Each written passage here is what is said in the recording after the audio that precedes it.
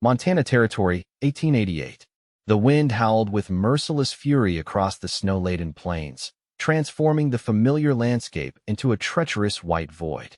25-year-old Finnegan Irwin tugged his collar higher against the biting cold as his exhausted horse trudged through knee-deep snow. The blizzard had descended without warning, transforming what should have been a simple 2-day journey back to the small ranch where he worked as a hired hand into a desperate battle for survival. Finn, as most folks called him, had always believed that a man's only reliable companion on the frontier was solitude. His father had drilled that lesson into him since boyhood. Trust no one but yourself, son. Out here, attachments are just weights that'll drag you under. After watching his father die of pneumonia despite Finn's desperate efforts to save him, and then losing their modest homestead to creditors at 17, he'd embraced that philosophy wholly.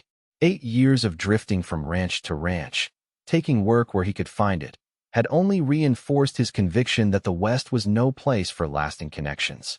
What Finn wanted was simple enough: to save enough money to buy his own small spread someday, a place where he answered to no one. What he told himself he didn't need were the complications of friendship, community, or, God forbid, love. A man alone couldn't be disappointed. A man alone couldn't be betrayed. A man alone couldn't have his heart broken when death inevitably came calling, as it always did on the frontier. The wind shifted suddenly, driving ice crystals against his face like tiny daggers.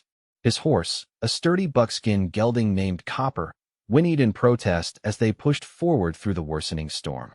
Visibility had deteriorated to mere feet in front of them, and Finn realized with growing dread that they were hopelessly lost.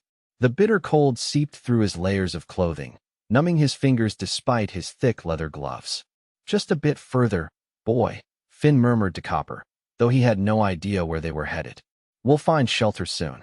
As if in answer to his desperate hope, the silhouette of what appeared to be a small cabin materialized through the wide-out conditions.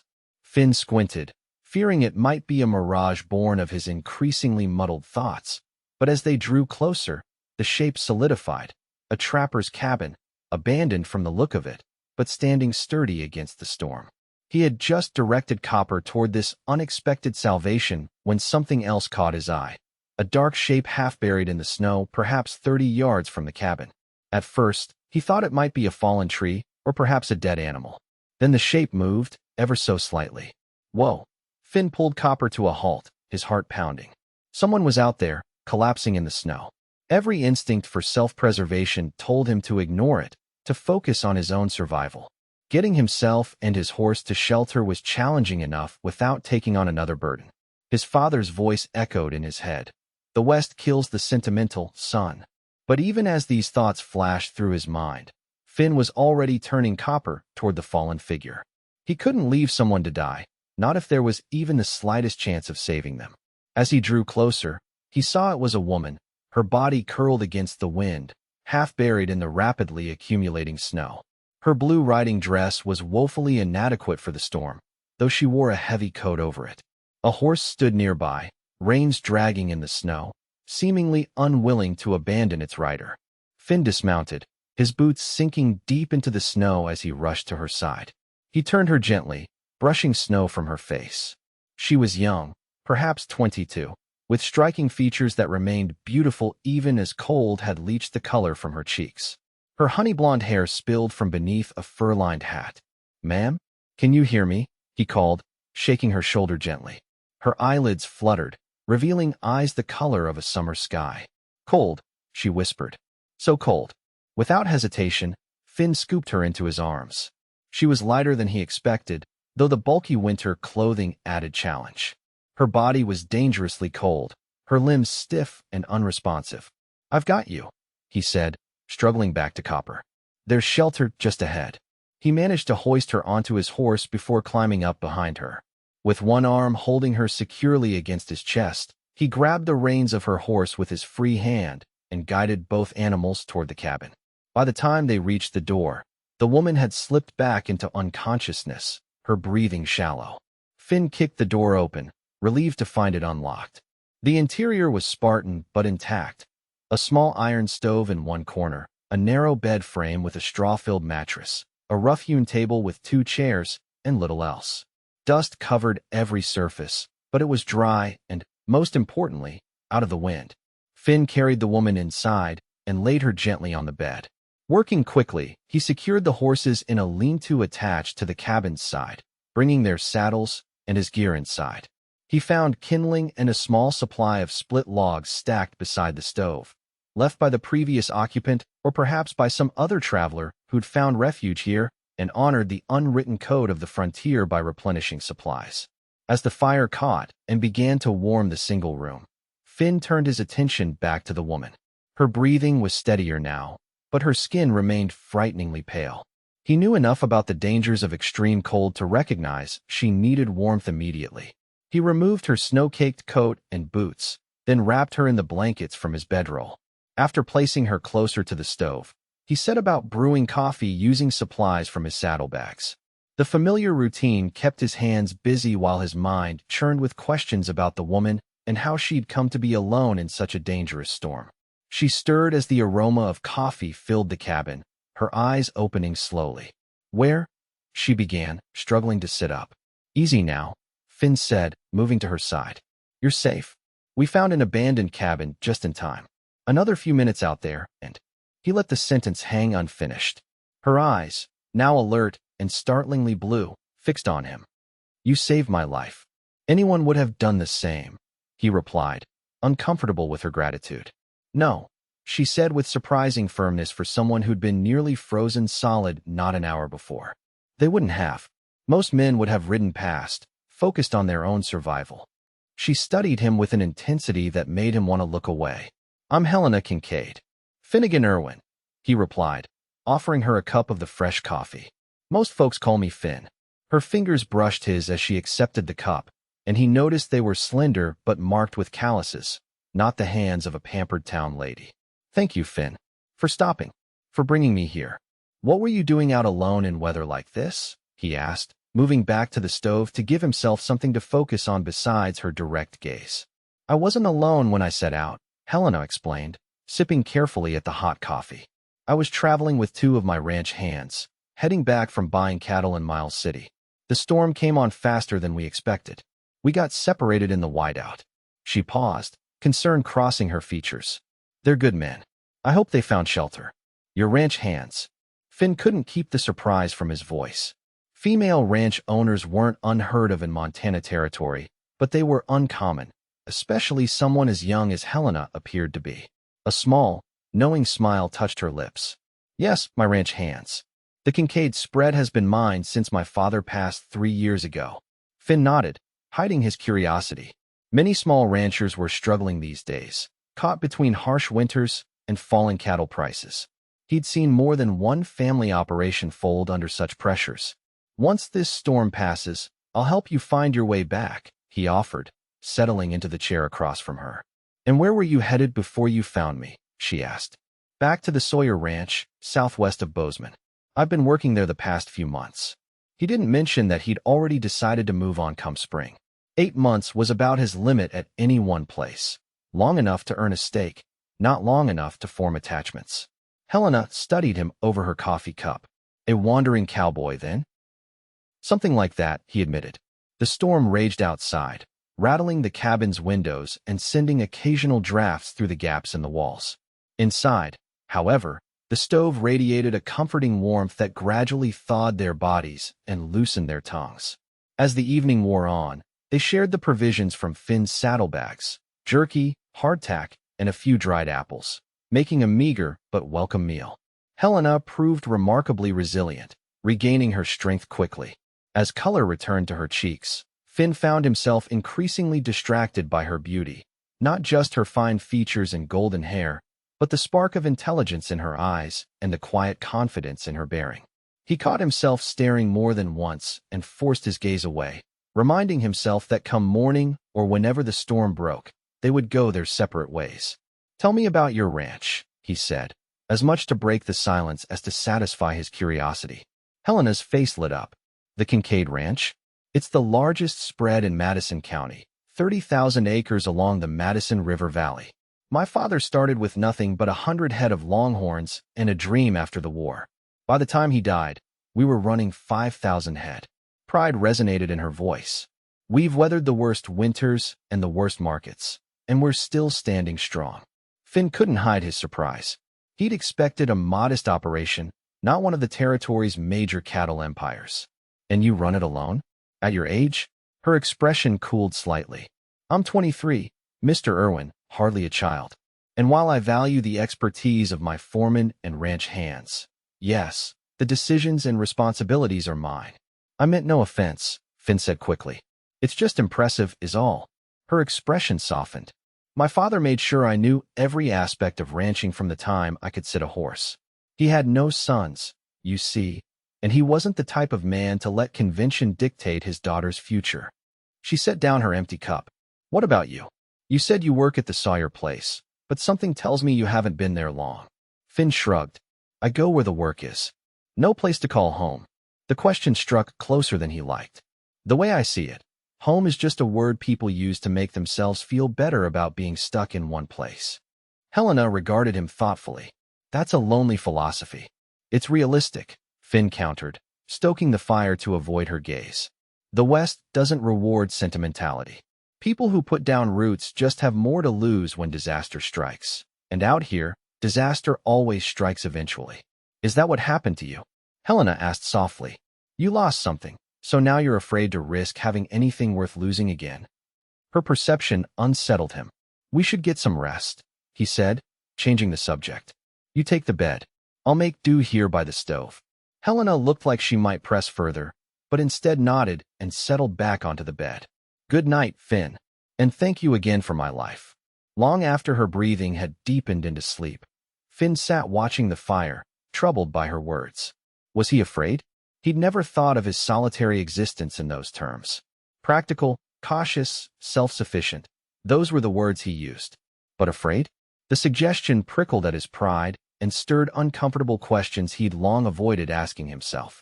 Outside, the blizzard continued its assault through the night. But inside the cabin, something had shifted, a tiny crack appearing in the walls Finn had built around himself over years of deliberate detachment. The storm raged for 2 more days, confining them to the small cabin. In that time, Finn learned that Helena was as capable as any man he'd worked with on the frontier.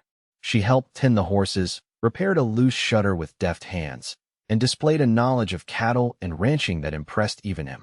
In turn, he found himself sharing more than he'd intended about his own life. His childhood on a failing homestead in Nebraska, his father's death, the years of drifting that followed. So you've never stayed anywhere longer than a season?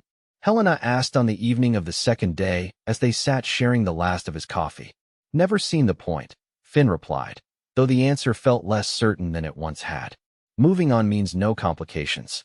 It also means no connections, she observed. No place where people know your name, your history. No one to miss you when you're gone or welcome you when you return. That's the idea, he said with a forced smile that didn't reach his eyes. Helena was quiet for a moment, watching the flames dance behind the stove's iron grate. My father used to say that the true wealth of the West isn't in its gold or cattle or land. It's in the bonds between people who face its challenges together. She looked up at him. Even the Kincaid Ranch, for all its size and success, would collapse without the loyalty and shared purpose of everyone who works there. Finn wanted to dismiss her words as naive idealism, but something in her steady gaze made the practiced rebuttal die on his lips. Instead, he found himself asking, "Don't you ever worry about losing it all? The ranch, the people, everything you've built." Every day, she admitted with surprising candor. But fear of loss isn't a reason to avoid building something worthwhile. It's the reason to build it stronger, to fight harder to protect it. On the morning of the third day, they awoke to silence. The howling wind finally stilled. Outside, the world was transformed, buried under feet of pristine snow that sparkled blindingly in the sunlight. The storm had passed, leaving behind an achingly beautiful but dangerous landscape. We should wait another day before attempting travel, Finn advised, surveying the deep drifts. Give the snow time to settle and compact a bit. Helena nodded her agreement. My ranch hands will have made it back by now. They'll organize search parties once the weather clears enough for safe travel. They spent the day preparing for their journey, checking the horses, taking inventory of remaining supplies, and plotting their likely route based on the landmarks Finn could identify. As they worked, Finn found himself increasingly distracted by Helena's presence, by the grace with which she moved, by the intelligence in her observations, by the quiet strength she embodied. He caught himself wondering what it might be like to work on her ranch, to be part of something substantial rather than perpetually passing through. He dismissed the thoughts as quickly as they formed. Such notions were dangerous, the kind of sentimental thinking his father had warned against, the kind that led to disappointment and heartbreak in the unforgiving West. That evening, as they sat before the fire for what would likely be their last night in the cabin, Helena broke a comfortable silence. "Come to the Kincaid Ranch with me." Finn looked up, startled by the directness of her invitation. "What? When we leave tomorrow, come back to Kincaid with me instead of returning to the Sawyers," she clarified. "We always need good hands, especially with spring calving approaching." "You don't know anything about me as a cowhand," he pointed out, though his heart had quickened at her words. "I know enough," Helena replied simply. "I've watched how you care for the horses, how you analyze problems, how you conserve resources. Those tell me more about a man's worth on a ranch than any reference letter." Finn stared into the fire, conflicted.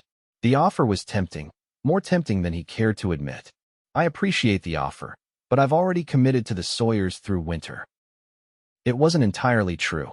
There had been no formal agreement about how long he'd stay, and cowboys often moved between ranches.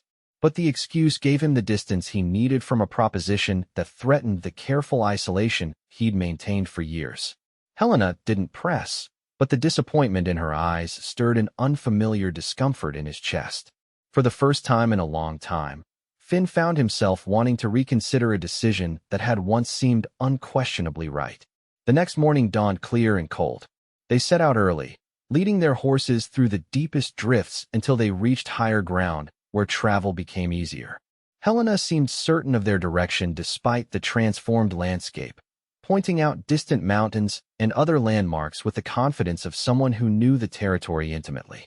By midday, they had made good progress, and Finn estimated they were about 15 miles northwest of where he'd found Helena in the snow. The path they were following would eventually force them to separate, Helena continuing north to her ranch, while Finn would need to turn southwest toward the Sawyer place. As they topped a rise, Helena suddenly reined in her horse and pointed.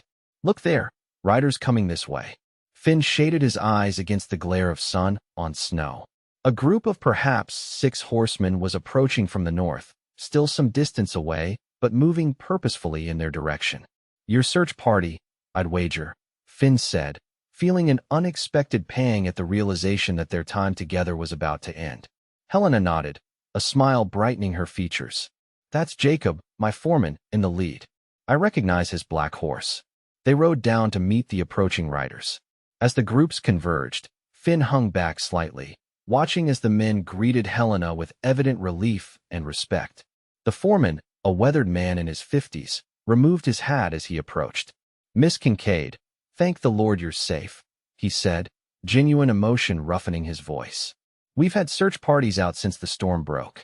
Half the county's been looking for you." "I'm fine, Jacob, thanks to Mr. Irwin here," she replied, gesturing toward Finn. "He found me half frozen in the snow and got us both to shelter just in time." All eyes turned to Finn, who shifted uncomfortably under their scrutiny. The foreman extended his hand. "Then we owe you a debt, Mr. Irwin." "Miss Kincaid is." He paused, seemingly searching for the right words. "The heart of Kincaid Ranch," supplied one of the other men, a sentiment that was met with nods of agreement.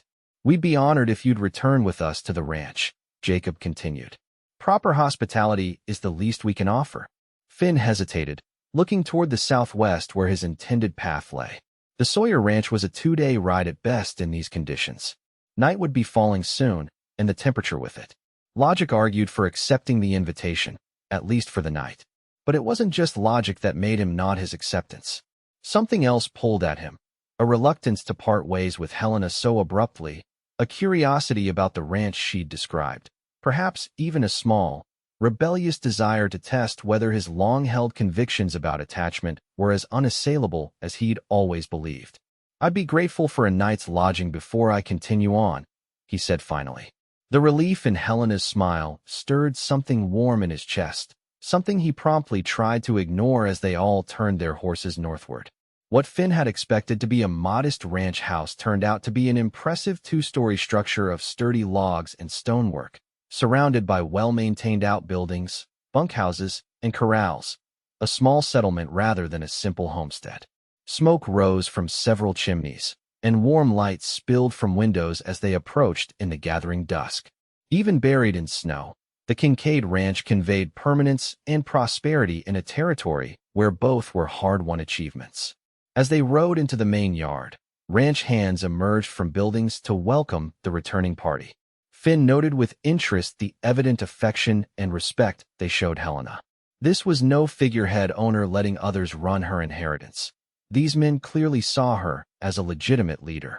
Inside the main house, the warmth and comfort surpassed anything Finn had experienced since leaving his childhood home. Rich wood paneling, well-crafted furniture, colorful rugs, and shelves lined with books created an atmosphere of cultured domesticity that seemed almost miraculous after the harsh wilderness outside. Mrs. Abernathy, the matronly housekeeper, fussed over Helena like a mother hen, insisting she change into dry clothes while a hot meal was prepared. Finn found himself ushered to a guest room where hot water, soap, and towels awaited, along with an offered change of clean clothes that belonged to Helena's late father but had been preserved in a cedar chest. When Finn descended to the dining room, freshly shaved and wearing clothes finer than any he'd owned in years, he found Helena already seated at the head of a large table. She had changed into a simple but elegant dress of deep blue that complemented her eyes, her honey blonde hair now neatly arranged rather than wind-tangled. She smiled warmly as he entered. "You look quite transformed, Mr. Irwin."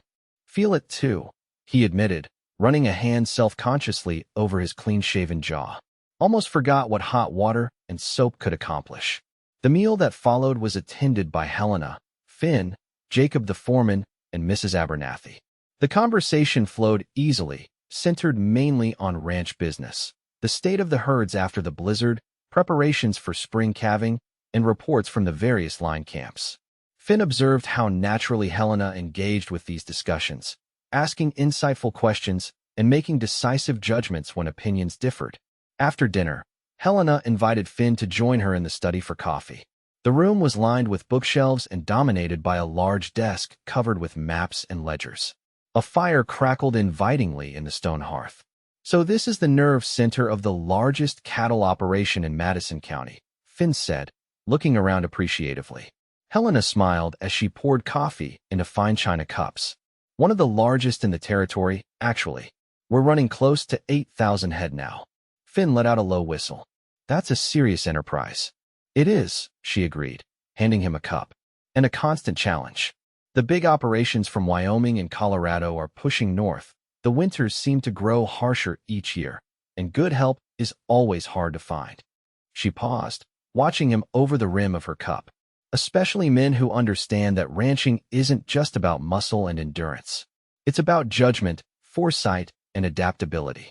Finn recognized the subtle return to her earlier invitation. "Men like me, you're suggesting?" "Perhaps," she replied with a slight smile. "You've survived 8 years in the West by your wits and skill. You understand animals, read weather and terrain well, and most importantly, you make good decisions under pressure." Her expression grew more serious. "Those qualities are rare, Finn, rarer than strong backs and skilled hands with a rope." The compliments warmed him more than they should have. "You've determined all that from 3 days in a cabin during a blizzard?" "I'm a good judge of character," Helena said simply. "My father taught me that hiring the right people was the most important decision a ranch owner makes." She set down her cup and leaned forward slightly. "The offer stands. Come work at Kincaid. Not just as another hand, but as someone with responsibility. We need a second foreman to oversee the northern section of the ranch." Finn's heart quickened at the unexpected promotion in her offer. A foreman's position was coveted, better pay, more respect, and a chance to prove capabilities beyond basic ranch work. But it also meant commitment, putting down roots, forming the very connections he'd avoided for years. "Why me?" he asked finally. "You must have men who've worked this ranch for years, men who know every creek and gully of your land." "I do," she acknowledged, "and they have their strengths. But sometimes fresh eyes see solutions others miss." Besides, she added with a hint of a smile, I believe in repaying debts. You saved my life. The least I can do is offer you a chance to build something more substantial than the drifter's existence you've chosen. Her perception cut close to the bone. Had he truly chosen his solitary life, or had he merely been running from the pain of loss? For the first time in years, Finn found himself questioning the wisdom of his father's teachings. I need to think about it, he said finally. Helena nodded, apparently unsurprised. Of course, the offer remains open. She rose, indicating their evening was concluded. In the meantime, please consider yourself our guest for as long as you wish. The weather is still treacherous, and there's no need to rush your decision or your departure. That night, lying in a real bed for the first time in months, Finn stared at the ceiling, his thoughts in turmoil. Helena Kincaid had upended his carefully constructed worldview in just a few days. Her ranch represented everything he'd convinced himself was illusory in the West: permanence, community, security. Her own story challenged his belief that attachment only led to loss. She had faced tremendous loss, yet emerged stronger, building connections rather than walls. Most disturbing of all was his growing attraction to Helena herself. Not just her beauty, but her intelligence, capability, and quiet strength. Such feelings were dangerous, threatening the emotional distance he'd maintained for so long. He told himself he would leave in the morning, return to the Sawyer Ranch as planned, and continue his solitary journey through life. But even as he formed this resolution, something inside him rebelled against it with unexpected force. Morning brought no clarity. Finn rose early, intending to announce his departure at breakfast, but as he dressed and looked out over the ranch coming to life in the pale dawn light, his resolve wavered. Everywhere he looked, he saw evidence of what could be built in this harsh land when people worked together with common purpose. At breakfast, Helena informed him she would be riding out to check on a herd in the northern pastures. You're welcome to join me, she offered. It would give you a chance to see more of the operation. Finn knew he should decline, that prolonging his stay would only make leaving more difficult. Instead, he heard himself accept. They rode out together after breakfast, following a well-used trail that wound through stands of pine and across snow-covered meadows.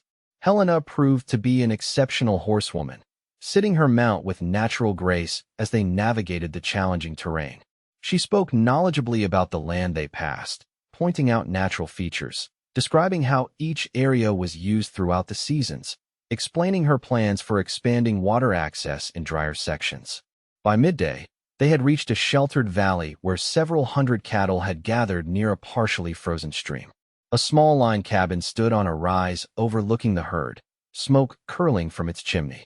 Two ranch hands emerged as they approached, greeting Helena with respect and evident affection.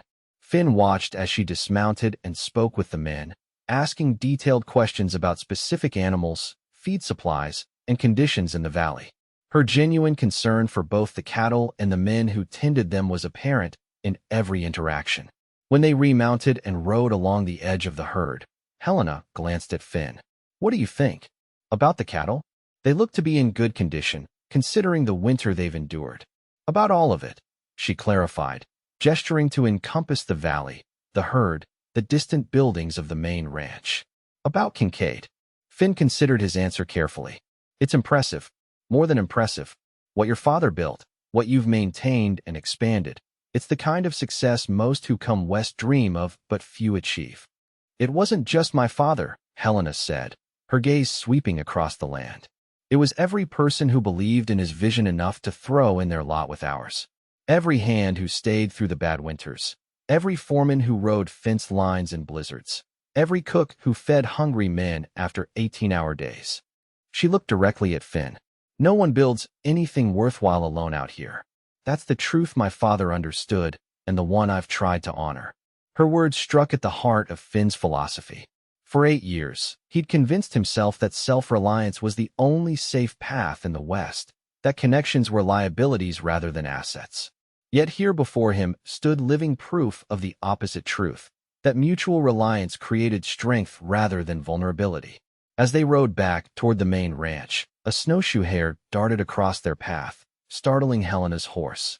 The animal reared unexpectedly, and though Helena was an accomplished rider, the sudden movement caught her off guard.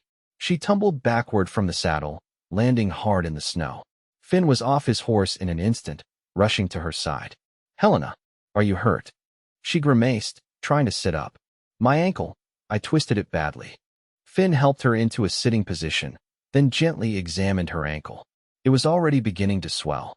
"Can you move it at all?" Helena attempted to rotate her foot and winced. "A little, but it's quite painful. Probably a bad sprain rather than broken," Finn assessed. "But you won't be riding back." Without hesitation, he gathered her into his arms and carried her to his horse. "I'll boost you up, then climb up behind you. We'll lead your horse back." Once mounted, with Helena secured in front of him, Finn became acutely aware of her closeness, the warmth of her body against his chest, the subtle scent of lavender in her hair. He kept his arms around her to hold the reins, creating a protective circle that felt alarmingly right. "Thank you," Helena said softly.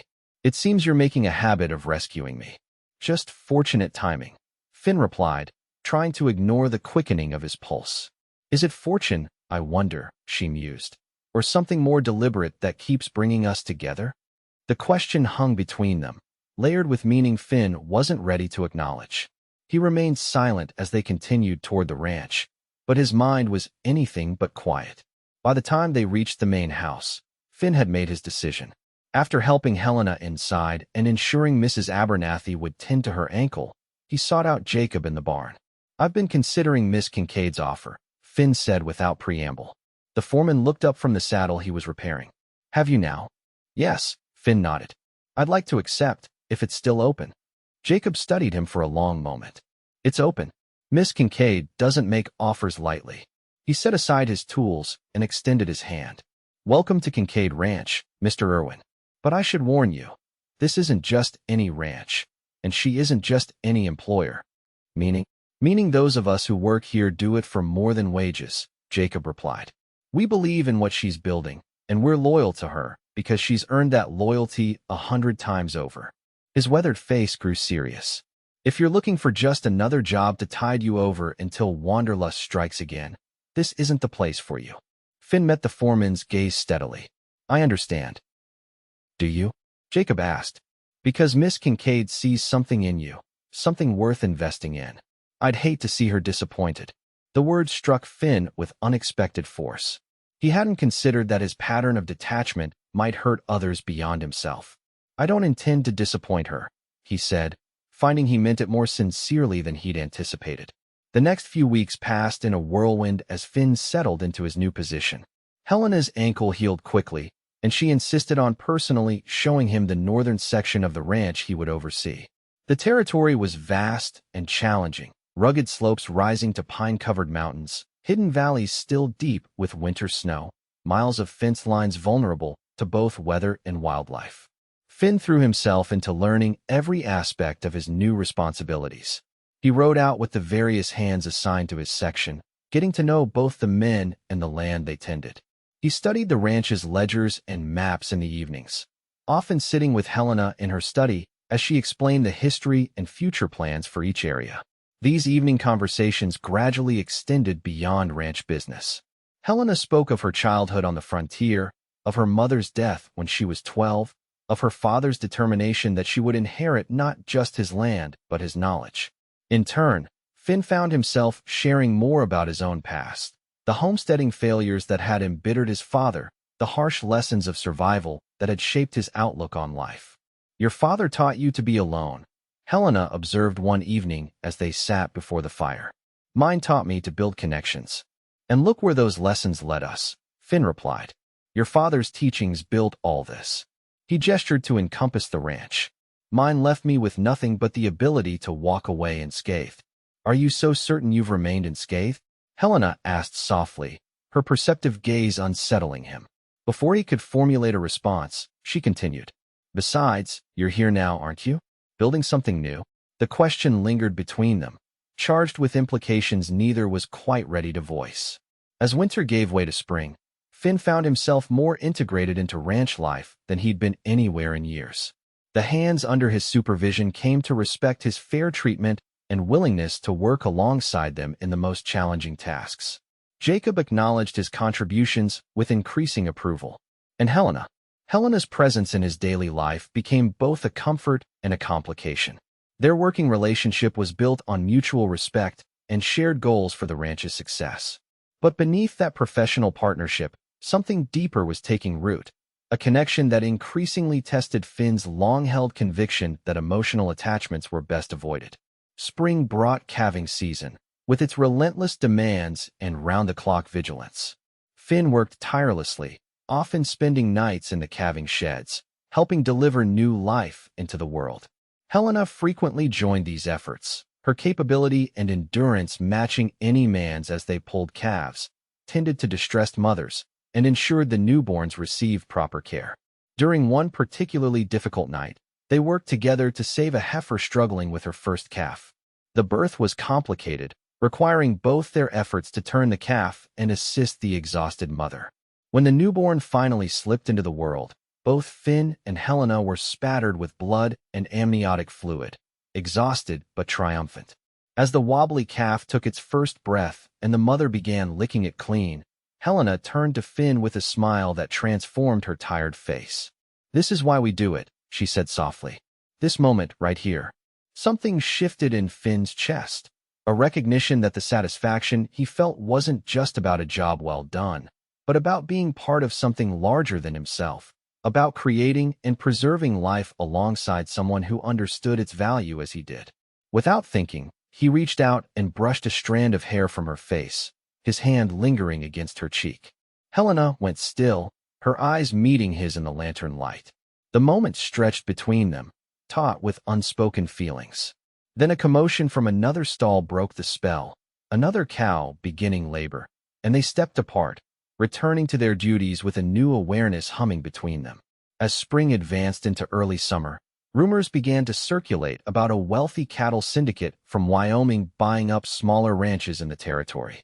Reports reached Kincaid that representatives of the Cornerstone Cattle Company had been seen in the area, making offers that some struggling ranchers couldn't refuse. They're systematically acquiring water rights throughout the region, Helena explained during a meeting with Finn and Jacob in her study. Their strategy isn't subtle. Control the water, control the land. Have they approached Kincaid directly? Finn asked. Not yet, Helena replied. But it's only a matter of time. We control some of the best water access in the county. Jacob frowned. The smaller spreads might not have much choice but to sell, especially after the losses from last winter. But Kincaid is different. We're strong enough to stand independent. For now, Helena agreed. But this syndicate plays by different rules. They have financial backing from Eastern investors who know nothing about ranching, but everything about profit and loss. Finn studied the maps spread across Helena's desk, noting the properties already marked as sold to Cornerstone. A pattern was emerging: systematic acquisition of land controlling key water sources and travel routes. They're surrounding us, he observed quietly. Helena nodded grimly. Exactly. And I have no intention of selling, no matter what offer they make. This land isn't just property to me. It's my heritage and my future. The determined set of her jaw stirred something protective in Finn. In just a few months, he had come to care deeply about Kincaid Ranch, not just as his workplace, but as a community he felt increasingly part of. And his feelings for Helena had grown into something he could no longer dismiss or deny, though he'd yet to find the courage to express them openly. The confrontation they'd been anticipating came sooner than expected. Barely a week after their discussion, a group of riders approached the main house. From his position near the corrals, Finn watched as three well-dressed men dismounted and were greeted by Helena on the front porch. Sensing trouble, he made his way closer, arriving just in time to hear the lead visitor introduce himself. George Harrington, Miss Kincaid, representing Cornerstone Cattle Company. The man was expensively dressed in Eastern business attire despite the dust of travel, his manner polite, but carrying an unmistakable undercurrent of condescension. I've heard much about your operation and would be grateful for a moment of your time to discuss a business proposition. Helena's stance was relaxed but alert, her expression professionally cordial. Of course, Mr. Harrington. Please come inside. She caught Finn's eye as the men passed, a silent signal for him to join them. He followed the group into the house, taking a position just inside the study door as Helena directed the visitors to seats and offered refreshments, which they declined. I'll come straight to the point, Miss Kincaid. Harrington began once they were settled. Cornerstone is interested in acquiring your ranch as part of our expansion into Montana territory.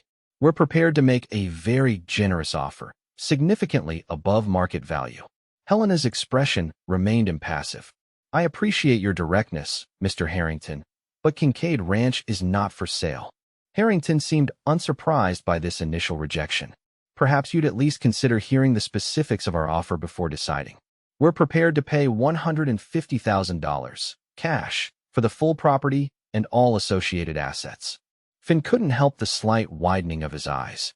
The sum was indeed generous, more than generous. Many would consider it a fortune. Helena, however, didn't even blink. The price is irrelevant, Mr. Harrington, because as I said, Kincaid is not for sale at any price. One of Harrington's companions, a younger man with sharp features, leaned forward. Miss Kincaid, you should understand that the future of cattle ranching in this territory is changing. The days of independent operators are coming to an end. Consolidation is inevitable. Is that a prediction or a threat, mister? Helena asked coolly. Parker. William Parker. And it's simply economic reality, he replied with a thin smile. The market favors scale and efficiency. Small operations can't compete. Kincaid is hardly small, Helena countered. We've weathered every market fluctuation and natural disaster for 20 years. I'm confident in our ability to continue doing so. Harrington cleared his throat. Miss Kincaid, I admire your spirit, truly I do. But managing a ranch of this size is an enormous burden for a young woman alone. Our offer would provide you with financial security and freedom from such responsibilities. Finn tensed at the patronizing tone, but Helena needed no defense. Mr. Harrington, she replied with deadly calm, I've been running this ranch successfully since my father's death 3 years ago. Before that, I worked alongside him learning every aspect of the business since I was old enough to ride. I am neither alone nor overwhelmed by my responsibilities. She stood, signaling the end of the meeting. Now, if you gentlemen have nothing further to discuss, I have a ranch to run. The visitors rose, Harrington's polite mask slipping slightly to reveal frustration. Very well, Miss Kincaid, but our offer won't remain open indefinitely. I suggest you consider it carefully. The alternative could be unfortunate. Is that a threat, Mr. Harrington? Finn spoke for the first time, his voice level but edged with steel. Harrington glanced at him dismissively. Simply a business reality, Mr. Irwin. Finnegan Irwin, second foreman of Kincaid Ranch. Well, Mr. Irwin, perhaps you might help your employer understand the practicalities of her situation, Harrington suggested. Independent ranches without the capital resources of operations like Cornerstone face significant challenges. Markets can be unpredictable, credit can suddenly become unavailable, supply routes can experience difficulties. The implied threats weren't subtle. Finn stepped forward, but Helena's slight head shake stopped him from responding as she would handle the situation. Thank you for your concern for my welfare, Mr. Harrington, Helena said with perfect composure. But my answer remains the same. Kincaid Ranch is not for sale.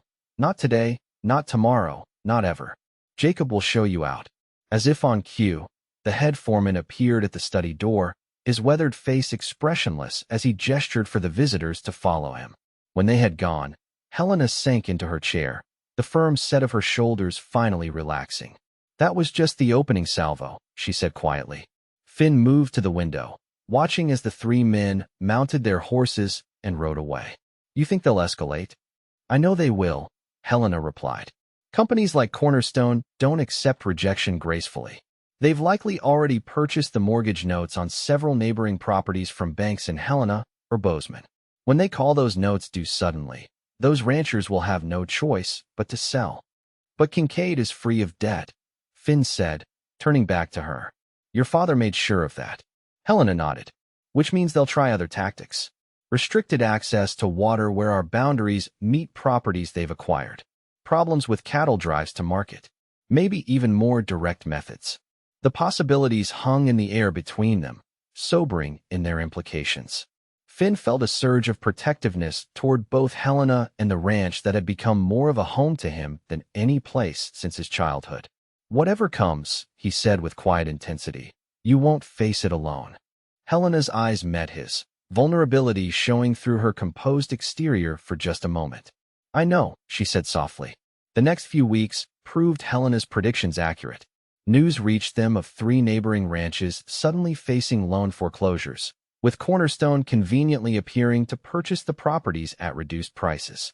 Then cattle from Kincaid's northern ranges began to go missing, not in large numbers that would suggest outright rustling, but a few head at a time, enough to constitute a concerning pattern. Finn doubled the patrols along the boundaries, particularly where Kincaid land bordered newly acquired Cornerstone properties. The atmosphere grew tense as summer advanced, with ranch hands riding armed and watchful. The situation escalated when Jacob discovered a dam being constructed on a creek that flowed from Cornerstone land onto Kincaid's eastern pastures, a clear attempt to restrict water access for Helena's cattle. "They're testing us," Helena said when Jacob and Finn reported the finding, "seeing how we'll respond to provocations." "And how will we respond?" Finn asked. Helena studied the map on her desk, tracing the creek's path with her finger. "Legally, that water flow is protected by territorial water rights laws. I'll ride to Bozeman tomorrow and file a complaint with the territorial court." "And if legal means aren't enough?" Jacob asked, voicing what they all feared. "Then we defend what's ours," Helena replied simply. "But we won't be the ones to abandon the rule of law first." Finn admired her principled approach, but worried it might place her at a disadvantage against opponents who clearly had fewer scruples. "I should accompany you to Bozeman," he suggested. Helena looked as though she might object, then nodded. "Yes, that would be wise. The roads aren't as safe as they once were." The journey to Bozeman the next day passed without incident, but the results of their legal complaint were less than encouraging. The territorial judge listened politely to Helena's concerns, but explained that formal adjudication of water rights would take months, if not years. "The law moves slowly, Miss Kincaid," he explained apologetically, "especially in matters concerning property rights. I can issue a temporary injunction against any new water diversion structures, but enforcing it will be your responsibility until a hearing can be scheduled."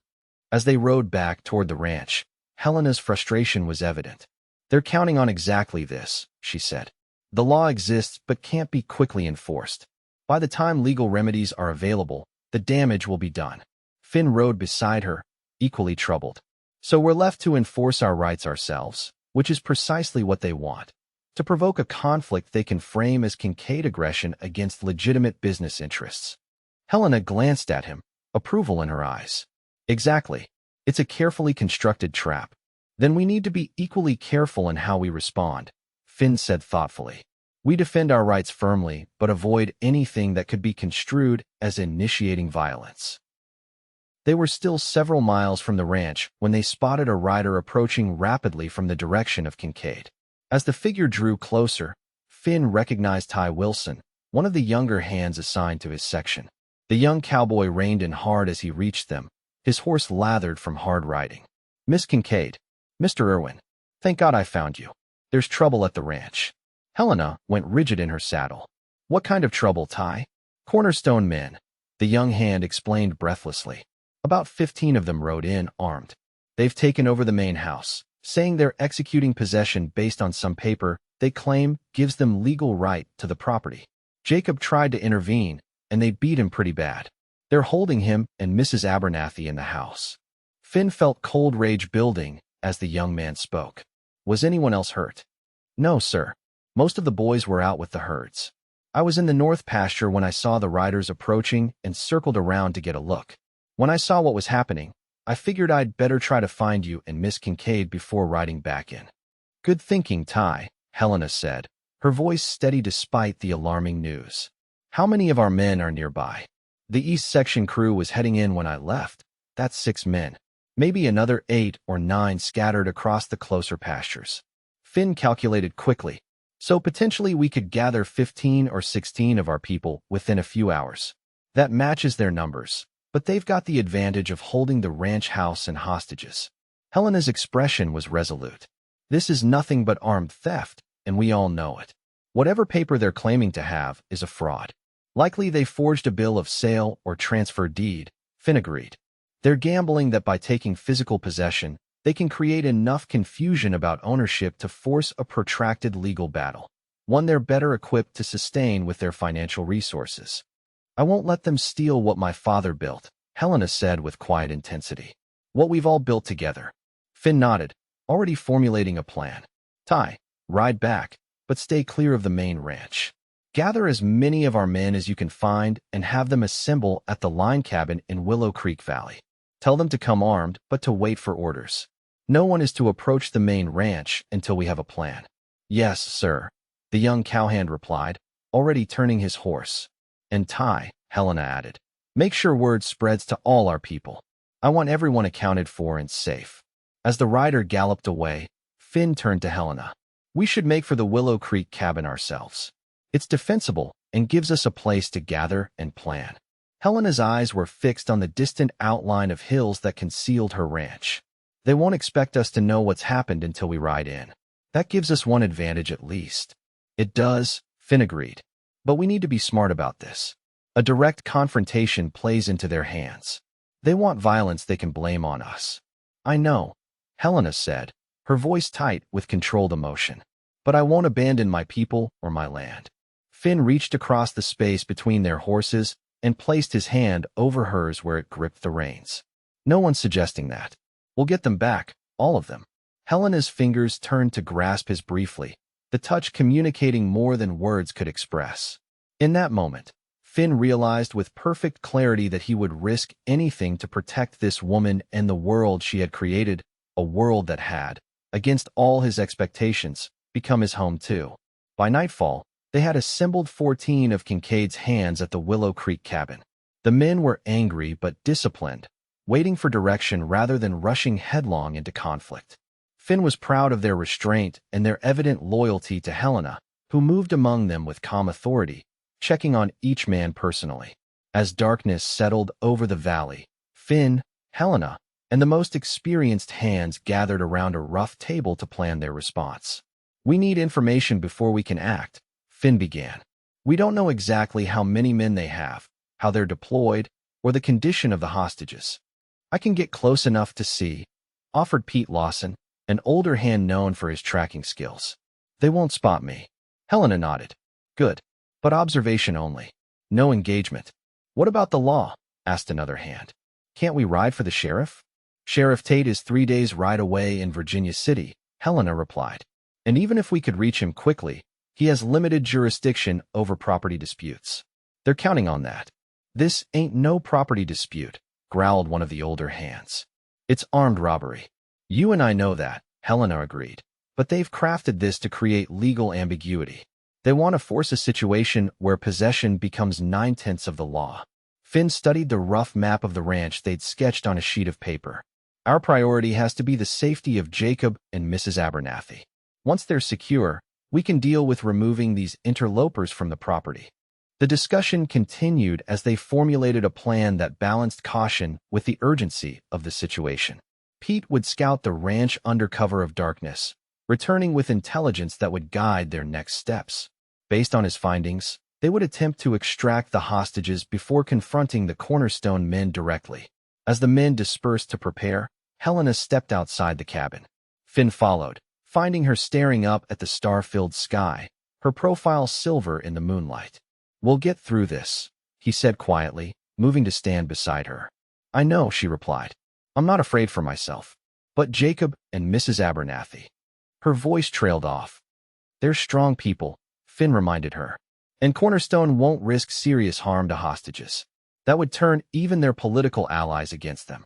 Helena turned to face him, her expression vulnerable in a way she rarely allowed others to see.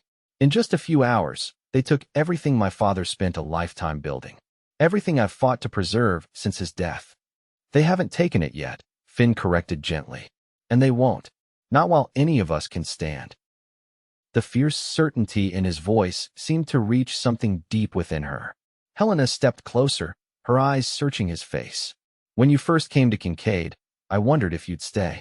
If you could break the pattern of always moving on. Finn felt his heart quicken. I wondered that too, he admitted. And now, she asked softly.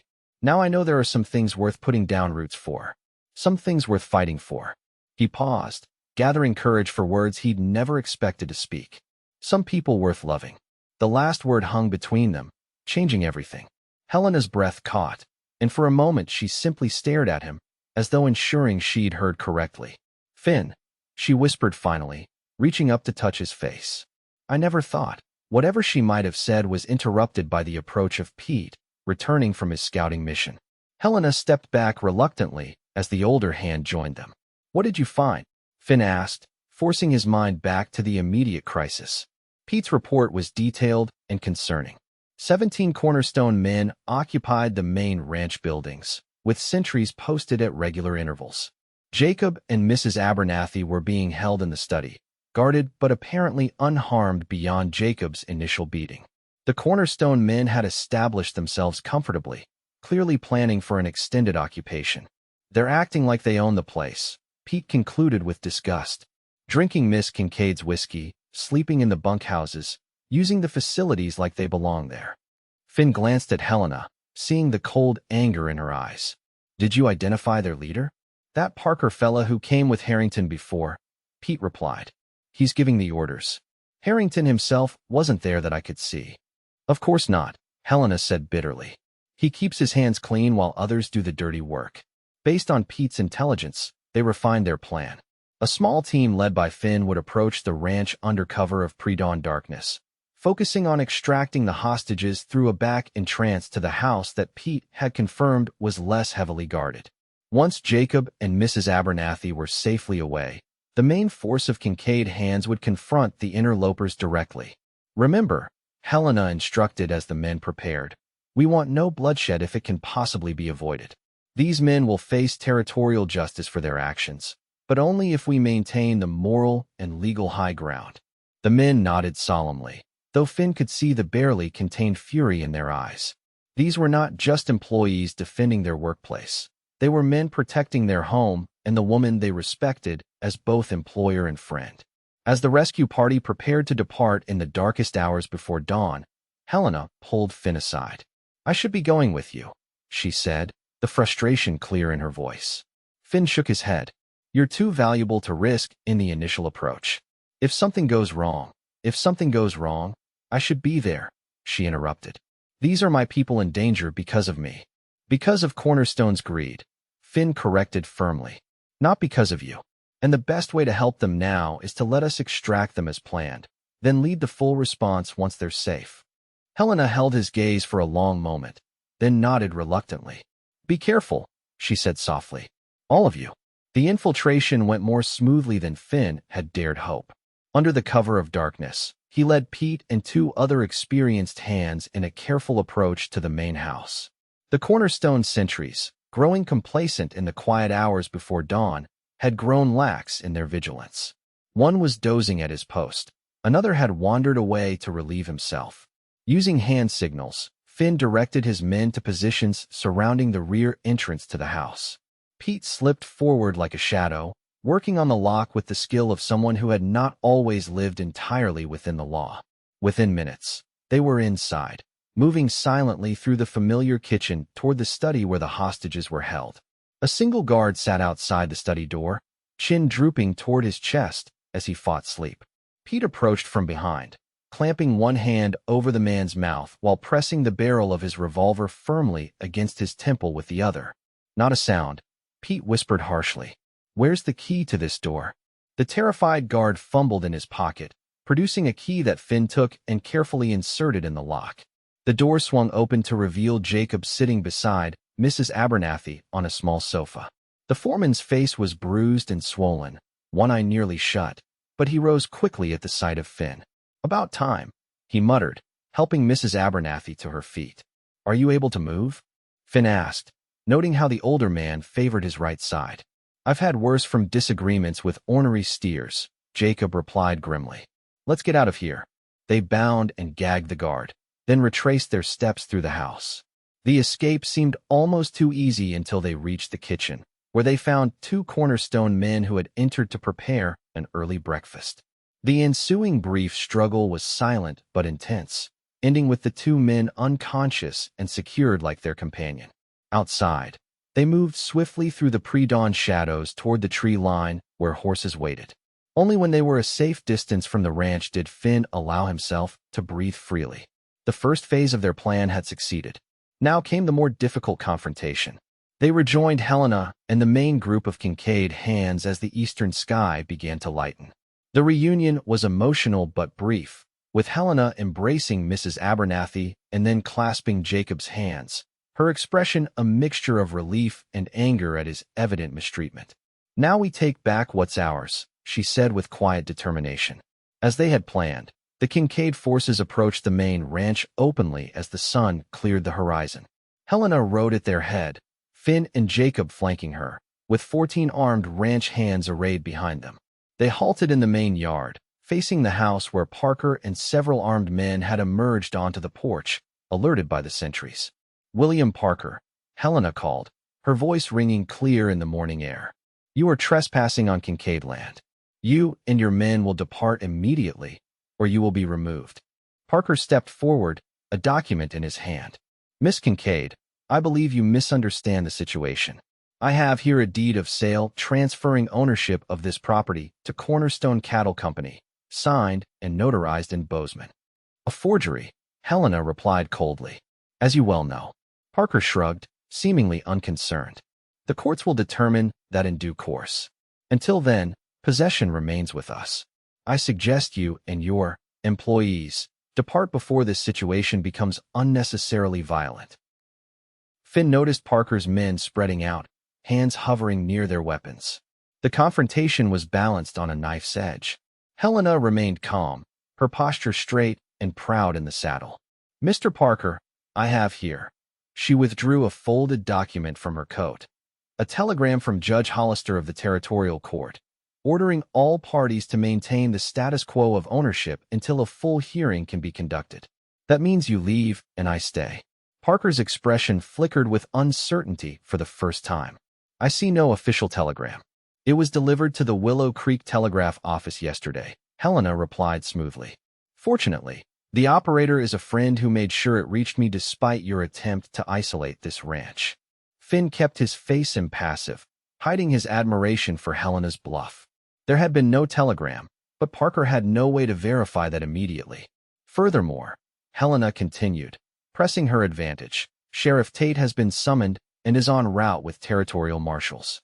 Your actions constitute armed trespass at minimum, and quite possibly criminal conspiracy and kidnapping given your treatment of my employees." Uncertainty spread through the Cornerstone men as they exchanged glances. They had signed on for an intimidation operation backed by questionable paperwork, not for a confrontation with territorial law enforcement that might end with them in prison. Parker sensed the wavering resolve of his men and attempted to regain control. "Miss Kincaid is bluffing. There are no marshals coming. Are you certain enough of that to risk hanging?" Jacob asked mildly, his battered face lending grim weight to the question. "Because kidnapping carries the death penalty in this territory." The standoff stretched taut as Parker visibly calculated his options. Finally, his shoulders sagged slightly.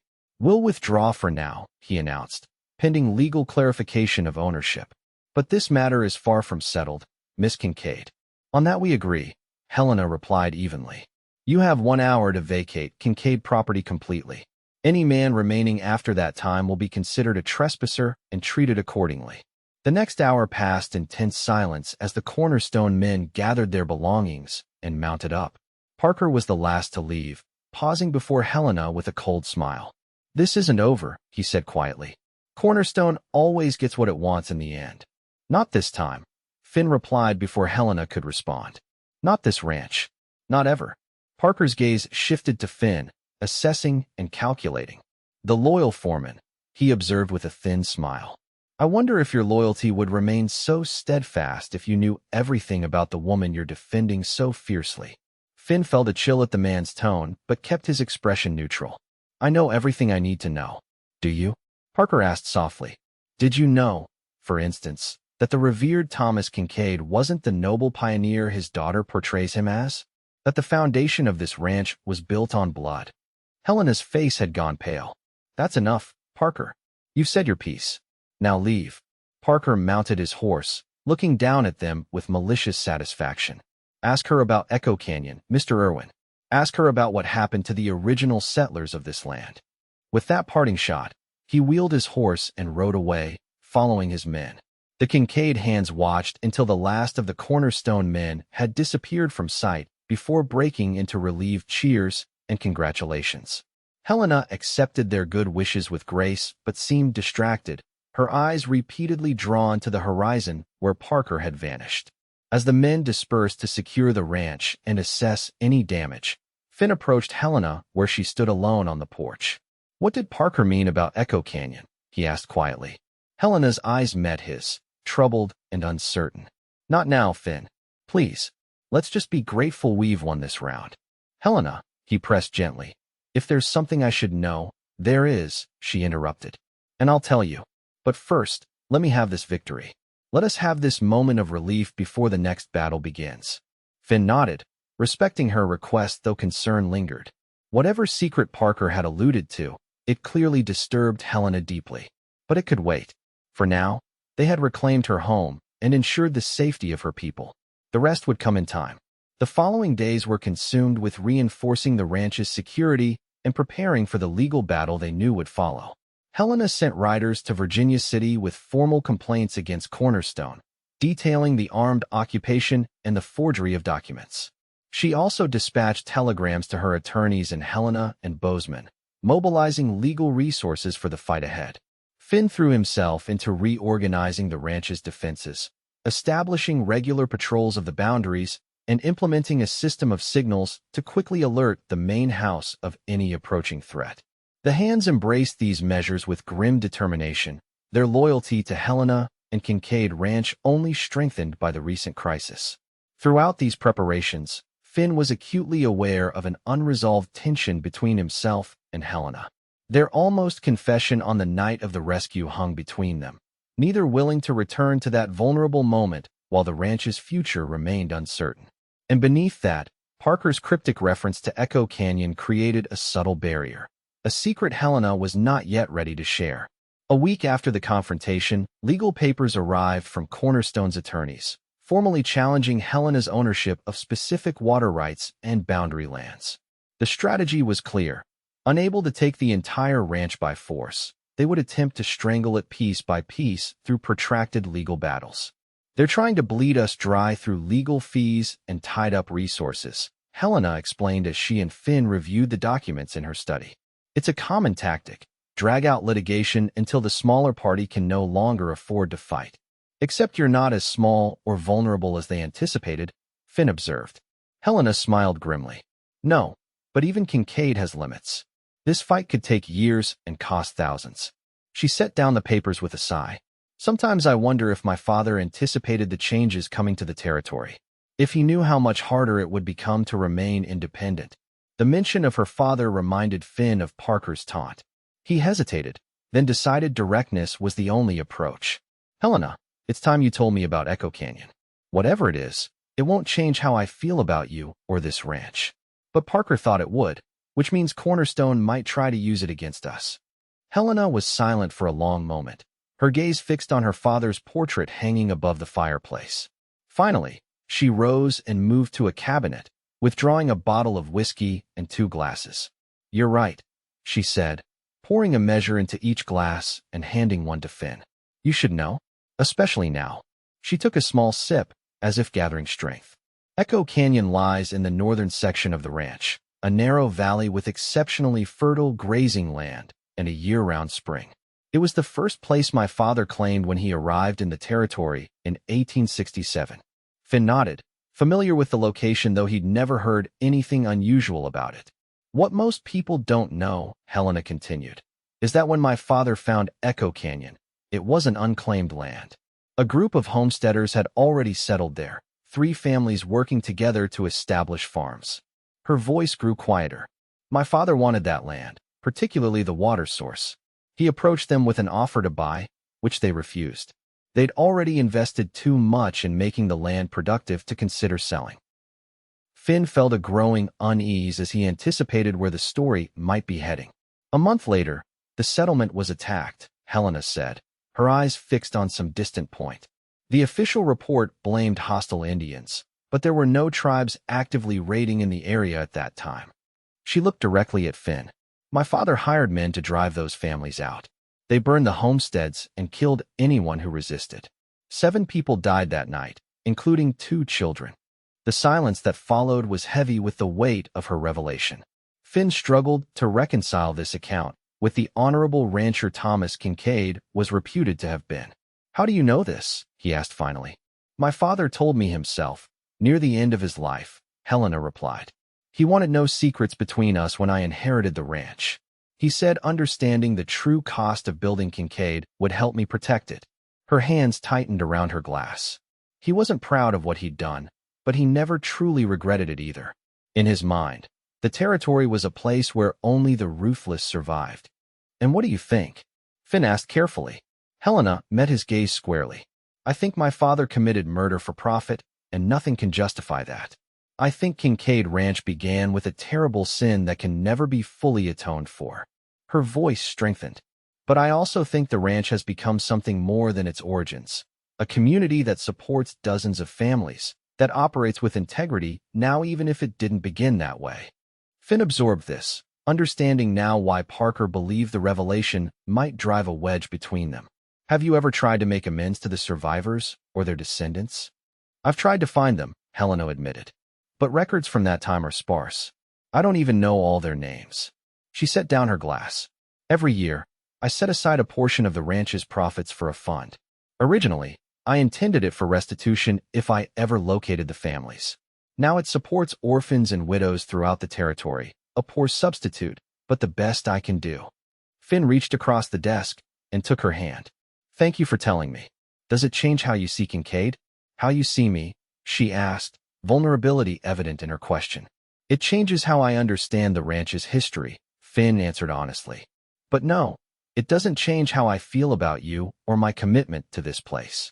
He squeezed her hand gently. "We all have shadows in our past, Helena. What matters is how we move forward from them." The relief in her eyes was palpable. "Parker thinks he can use this to destroy Kincaid's reputation, to turn public opinion against us in the coming legal battles." "He might try," Finn acknowledged. "But secrets lose their power when brought into the light. If Cornerstone attempts to use this against you publicly, we'll respond with honesty about both the past and the present." Helena nodded slowly. "You're right. Cornerstone operates in shadows and manipulation. Perhaps our best defense is transparency." As they discussed strategies for addressing this potential threat, Finn realized something had shifted between them. The sharing of this dark secret had somehow deepened their connection rather than damaging it. Helena had trusted him with her family's greatest shame, and in doing so, had removed the last barrier between them. When they finally exhausted the topic, a comfortable silence fell. Finn found himself studying Helena's face in the warm lamplight. The strength in her features, the intelligence in her eyes, the quiet determination that had drawn him to her from the beginning. "Earlier," he said softly, "before Parker and his men, before all this began, we were talking about something else. Something important." Helena's eyes met his, a smile touching her lips. "We were. I said there are some things worth putting down roots for. Some people worth loving." Finn rose and moved around the desk to stand before her. "I meant you, Helena. Somewhere between that blizzard and now, I've fallen in love with you." Helena stood, closing the distance between them. "And I with you, Finnegan Irwin. You who saved a stranger in a snowstorm, not knowing she owned the biggest ranch in Montana." Her smile widened. "Or perhaps especially because you didn't know." Finn took her hands in his. "I've spent 8 years avoiding attachments, convincing myself that caring for people or places would only lead to pain.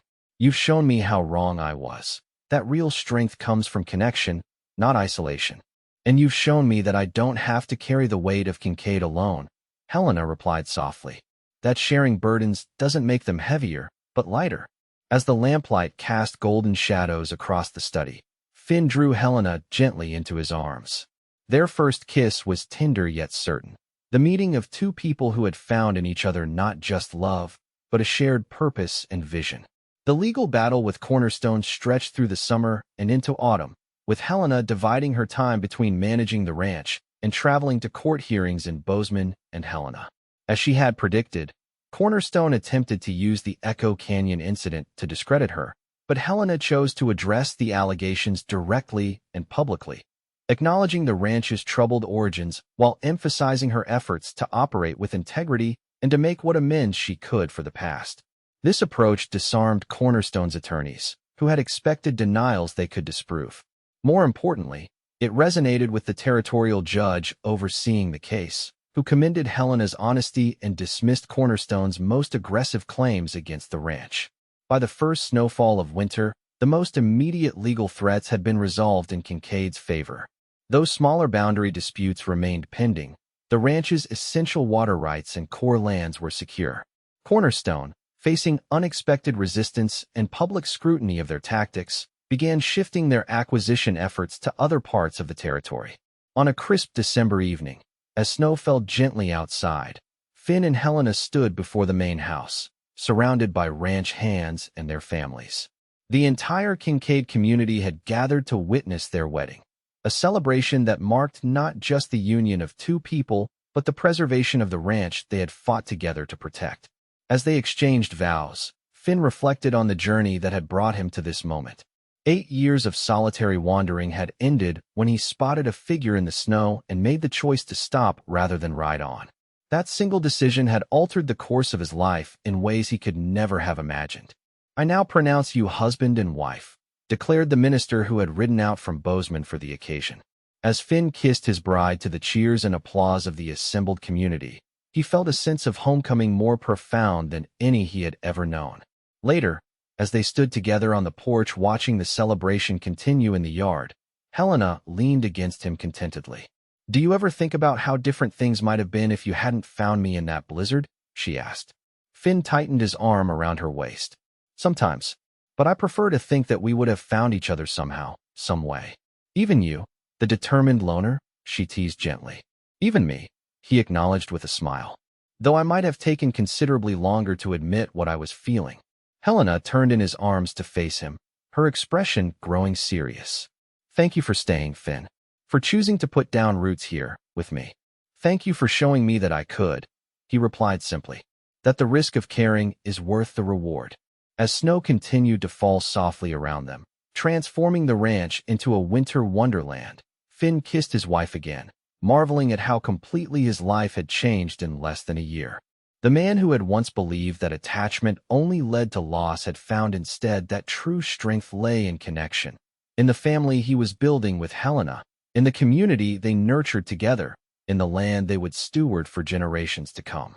The ranch that had begun in darkness now stood as a beacon of possibility, proof that even the most troubled beginnings could give rise to something honorable and enduring when guided by hands committed to justice and hearts open to love.